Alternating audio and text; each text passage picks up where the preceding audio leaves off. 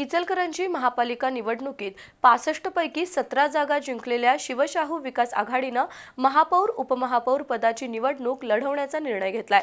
त्यानुसार महापौर पदासाठी सयाजी चव्हाण आणि उपमहापौर पदासाठी संगीता आलासे यांचे अर्ज आज दाखल करण्यात आले।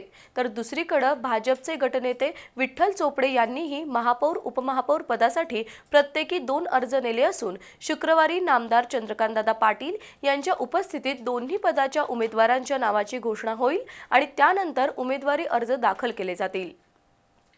इचलकरंजी महापालिका निवडणुकीत 43 जागा जिंकलेल्या भाजपचाच महापौर होणार हे निश्चित आहे। महापौर पद ओबीसी प्रवर्गासाठी आरक्षित असल्यानं या प्रवर्गातून निवडून आलेले 27 जण इचलकरंजीत इच्छुक आहेत।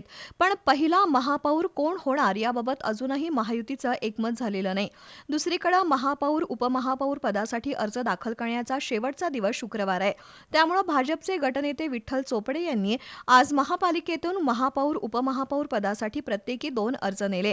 नामदार चंद्रकांत पाटील, आमदार राहुल आवाडे, प्रदेश उपाध्यक्ष सुरेश हळवणकर, माजी मंत्री प्रकाश आवाडे, पश्चिम महाराष्ट्र भाजप संघटन मंत्री मकरंद देशपांडे यांची शुक्रवारी बैठक झाली आणि त्यानंतर दोन्ही पदासाठी उमेदवार निश्चित होतील।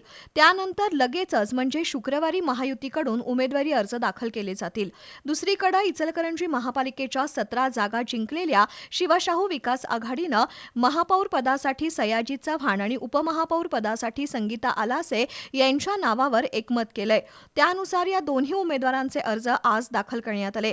भाजपमधील अंतर्गत गटबाजीचा आम्हाला फायदा होऊ शकतो, त्यामुळे महापौर उपमहापौर पदाची निवडणूक लढवण्याचा निर्णय घेतल्याचं मदन कारंडे यांनी सांगितलं।